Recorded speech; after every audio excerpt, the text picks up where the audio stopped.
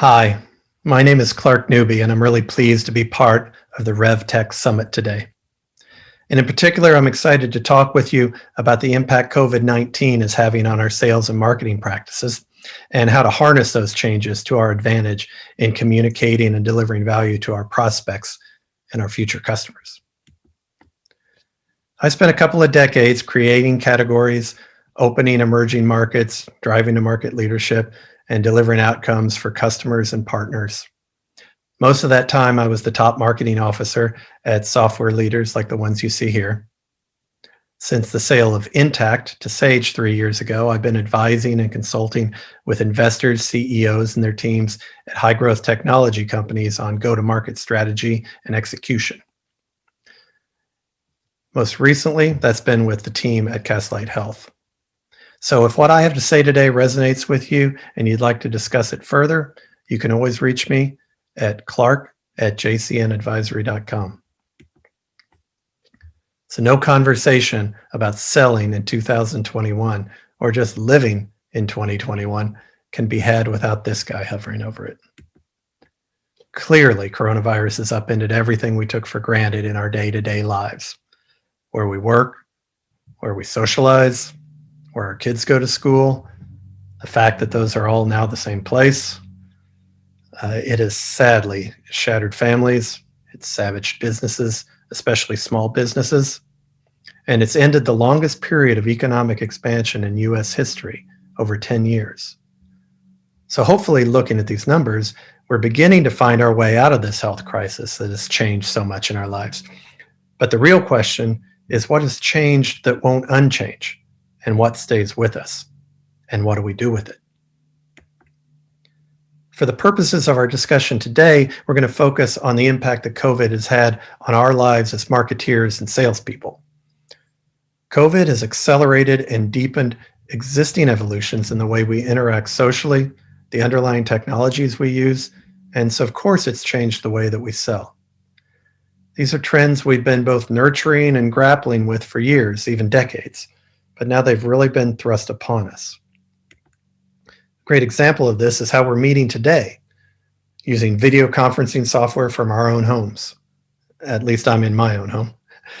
Early in the pandemic, sheltering in place here in Northern California, I decided it'd be a good idea to try to clean out some closets. And when I did, I found an old copy of the MIT Sloan Management Review, dated January of 2000. And an article on the cover caught my eye. And in it, I read, despite considerable research, many managers remain ambivalent about introducing telecommuting as a business strategy. I found that pretty ironic to be reading, sitting in my home where I was doing all my business these days. But this technology existed even then, admittedly without the bandwidth we enjoy today, but that wasn't the only issue blocking adoption. Socially, it was just giving up too much. Lack of face-to-face meetings and productivity concerns held people back. And people hate to change. But guess what? We got over it. It took 20 years and a pandemic, but we were pushed through the decision gates, evaluations, transformations that we would have taken much more slowly, left to our own devices. But it turns out it actually works. Folks meeting just on Zoom have grown 30x over the 16 months shown in this chart. So we've been accelerated into this new world, that's clear. But how has this changed world changed us? And more importantly for us today, how has it changed our customers and future customers? Well, I think this is how. Do not adjust your set. Don't you feel like this? Out of focus? I don't seem to have a fraction of the attention span I had a year ago. Projects seem to blur into one another, days blend together. I seem to be working at all hours. Work-life balance has become a work-life blender. Well, this is how our future customers feel too. To survive and thrive as we ride out this pandemic, we need to more than ever put ourselves in their shoes. What I've seen in working with companies in the last year is that COVID has made focus an existential business requirement. They've had to slash forecasts, shrink budgets, reprioritize their plans from their mission statement on down. To earn their time, much less their trust, you need to live in this reality when talking to them. Their thinking and execution has been transformed at the strategic, planning, and operational levels. So let's take strategic first. I've been fortunate in my career to work with and learn from Jeffrey Moore, the guru of bringing disruptive innovations to market. 30 years ago, he wrote a book called Crossing the Chasm and defined the technology adoption lifecycle that all technology marketers and salespeople apply today, whether they know it or not. Around the same time, he also defined the concept of dividing business activities into core and context. Core, anything you're doing that's core, is creating differentiation to win customers and build the business. Context, everything else. Like all of us, the companies I've been working with have had to completely replan 2020 and are just now peeking out of their groundhog hole to see how much winter they think is left. If it isn't core to their survival, their competitive advantage, or regulatory compliance, the snooze bar has been hit. It's survival instincts time. Any incremental investment is core only. They're looking for consolidation or savings opportunities in context, but everything else is on pause. Everything. So that trickles down. Next is planning. At the planning level, companies are struggling with much more uncertainty, so many more scenarios are being modeled. But all these kind of exploratory, investigative projects that have been promulgated through our long economic expansion, having a slush fund to try out new tech, I'll try a couple new tools, see how they work. That stuff's all been washed away in the hurricane of this pandemic. There's just fewer projects, so fewer opportunities to engage in order to communicate and validate the value that we can provide. Finally, at a departmental operational level, folks just have less time and less structured time. That means we have less opportunity to get consideration cycles with our prospects. They just don't have much time for this stuff. And when they do, the lieutenant that would normally have a look at this stuff has got to watch their kid from 2 to 5 in the afternoon, or their home Wi-Fi is jacked up so they can't get on the Zoom call. You've seen these things. They can barely get their job done, much less think creatively about how to take on new solutions. In fact, a recent McKinsey survey finds that 50% of B2B buyers are holding off on purchases due to the pandemic. So how are we supposed to deal with all this and push through to make our business happen? Well, if 50% are holding off, that means that half of our market is still in market, even in a global pandemic. They recognize an opportunity, what Christopher Lochhead, my former CMO at Mercury, calls a jump ball market. The whole frame of reference of how people work, consume, collaborate, and deliver has been altered. Everything is being reevaluated. Incumbency means less than it has in over a decade. The market, particularly for business technology, is up for grabs. And historically, some of the highest performance companies emerge out of a recession by making shrewd investments while their competitors are frozen in the headlights. So we need to get that 50% engaged. And I want to share 4 ideas of how.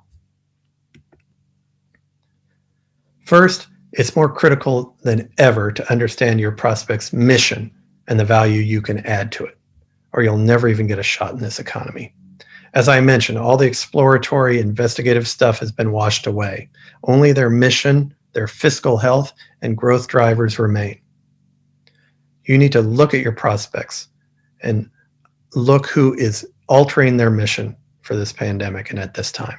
And are they moving on it? What are they saying to the market to communicate that? Also, one of the biggest leading indicators of recovery in any industry is how an organization's customers are doing. If their customers are doing business with them, then they're in market to do business with us. Finally, many industries have a fairly specific buying calendar or rhythm to the seasons of their market. How have those been impacted by the pandemic? So use sales intelligence tools like LinkedIn, Sales Navigator, or Inside View, or whatever is built into your CRM system to dig into their company, their networks, and their market messages.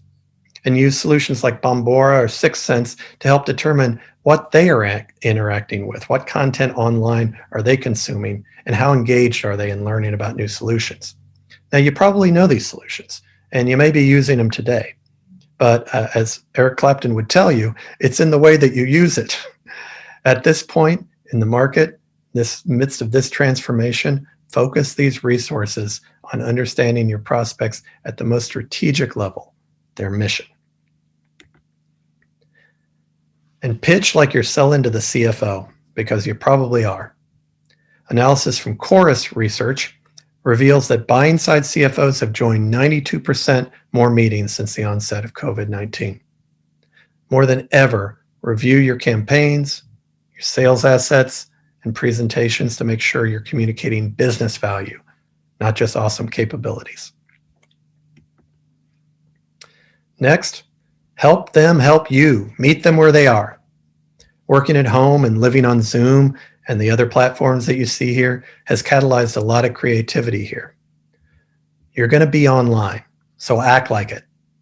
Think about how your conversations and processes change in an online versus a face-to-face engagement. What are the new channels that buyers may not have considered before that you can activate? Or what are existing channels that you can tweak? Podcasts are a great example here. The MARU Matchbox survey conducted in July shows since the coronavirus pandemic hit, 41% of weekly podcast listeners report they are spending more time listening to on-demand audio content. That's 4 times more than the 7% that said they're listening less. Podcasts have grabbed another gear in this pandemic. Also, work is getting done at all hours around the edges of homeschooling and parenting. If you're not a parent, you're probably working with several. Make sure you can support this time-shifted world that we're living in. Finally, build in interactivity. A conversation with your prospect isn't a conversation if you're the only one talking. This mindset is what our hosts at Chat Funnels are all about, right? So embrace the opportunity to use these online platforms to have the kind of conversations you used to have face-to-face. A pandemic has opened up a host of new ways our prospects are willing to hear from us. So get involved there. Finally, get out of their way. Find the right channels and touch points to facilitate their self-driven education and consideration. So much has been turned upside down in this market, and the stakes are so high at most of these companies. That makes sharing customer success stories more important than ever, to give prospects the confidence they need to progress through the buying cycle.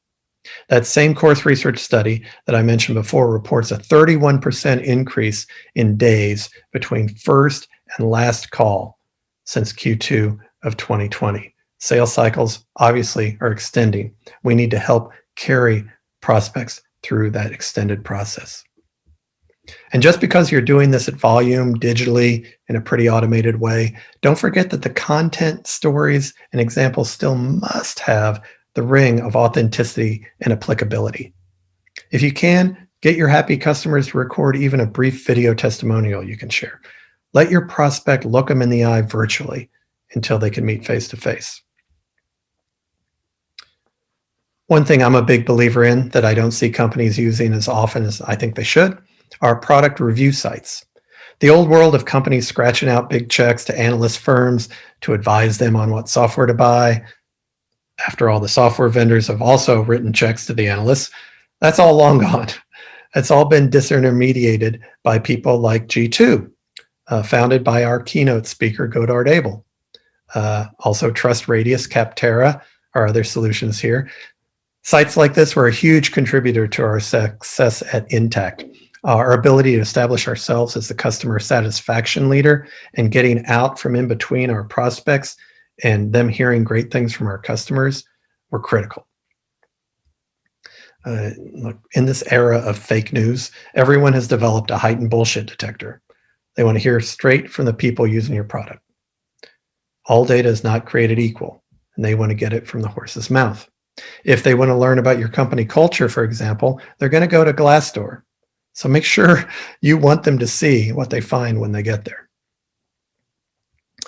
Our SDR teams do discovery calls, poking around, trying to find pain.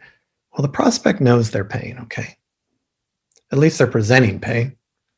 I like what Omidum is trying to do. If you give your prospects a library for them to find answers to their questions that's easily navigable, and they can do it in their context because they're bringing their pain with them, you can get to much more meaningful conversations with them quicker. So let them choose their own buyer's journey, their way that they need to digest it on the schedule they can make to guide them through the education, consideration, and evaluation stages we all need to go through. So here we are. Hopefully the clouds of COVID are clearing and we're headed to, I think, a dawn, a new dawn. I'm an optimist. I hope these insights, realigning the prospect's mission, pitch like you're selling to the CFO, meet them where they are and get out of the way, will give you some good ideas to fuel your thinking for 2021. Hopefully this has been a useful investment of time for you, thinking about what the pandemic has changed and how we can harness accelerated social and technological trends to better communicate and ultimately deliver value to our future customers. Thanks for your time and attention. And if you'd like to continue this discussion, you can reach me at these coordinates. Best of luck to you as we plunge into 2021. And I hope you have a great time and learn a lot at the RevTech Summit. Bye-bye.